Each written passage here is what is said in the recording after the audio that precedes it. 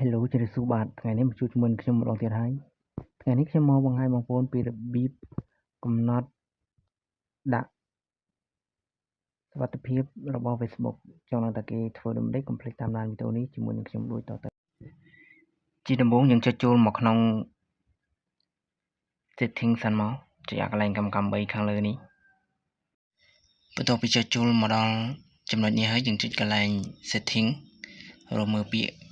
គេដាក់ថា setting ខាងលើនេះមកដែលមាននិមិត្តសញ្ញារូបមនុស្សចុចលើវាបន្តមកទៀតយើងក៏លេខមើលខាងក្រោមនេះយើងមើលរូបសញ្ញាដែលមានសញ្ញារូប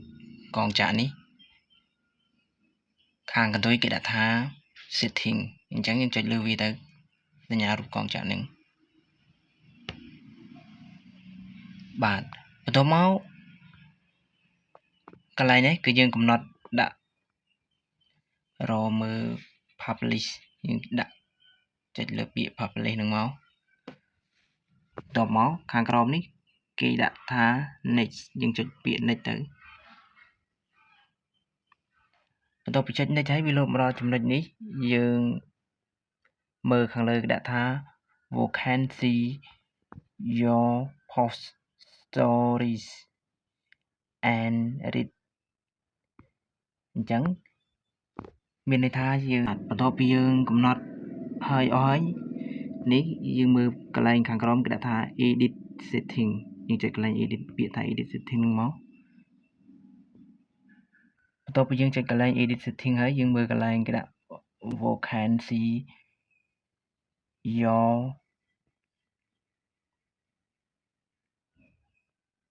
photo post អញ្ចឹងចុចកន្លែងហ្នឹងមកបន្ទាប់មកយើងកំណត់ដាក់ទៅ publish បន្ទាប់ពីយើងកំណត់ដាក់ publish ហើយយើងចុចខាងក្រោមនេះ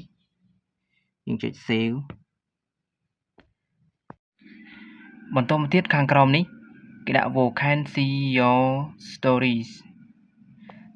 មានន័យថាអ្នកណាខ្លះអាចមើលឃើញ story របស់យើងជាសាធារណៈអញ្ចឹងយើងចុចលើវាមកដើម្បីកំណត់ទៀតអញ្ចឹងយើងកំណត់យកដាក់កន្លែង publish ទាំងអស់ហ្នឹងមកបន្ទាប់មកយើងចុច save ខាងក្រោមនេះបន្តមកទៀតចុច save ទៀតចុច save ហើយចុច save ទៀតបន្ទាប់មកយើងចុចថយទៅវិញមកកន្លែងនេះយើងបើកឲ្យវាពណ៌ Q អញ្ចឹងមកបើក Q ទាំងអស់អញ្ចឹងមកខាងក្រោមនេះដាក់ជា publish ទាំងអស់បន្ទាប់ពីយើងធ្វើរួចរាល់ហើយគឺយើងចុចដានមកចុចកន្លែងដានហ្នឹងទៅចុចកន្លែងដានហើយគឺវាលោតបែបនេះគឺយើងចុចដានទៀតបន្ទាប់ពីយើងចុចដានហើយគឺការកំណត់របស់យើងគឺរួចរាល់ហើយគឺអត់មានអីច្រើនទេអញ្ចឹងវីដេអូដែលខ្ញុំមកបង្ហាញគឺមានតែប៉ុណ្្នឹងទេអរគុណនិងសូមជម្រាបលាជួបគ្នានៅវីដេអូក្រោយទៀតកុំភ្លេចជួយចុច like និង subscribe ដើម្បីទទួលបានវីដេអូថ្មីៗពី channel របស់យើងខ្ញុំ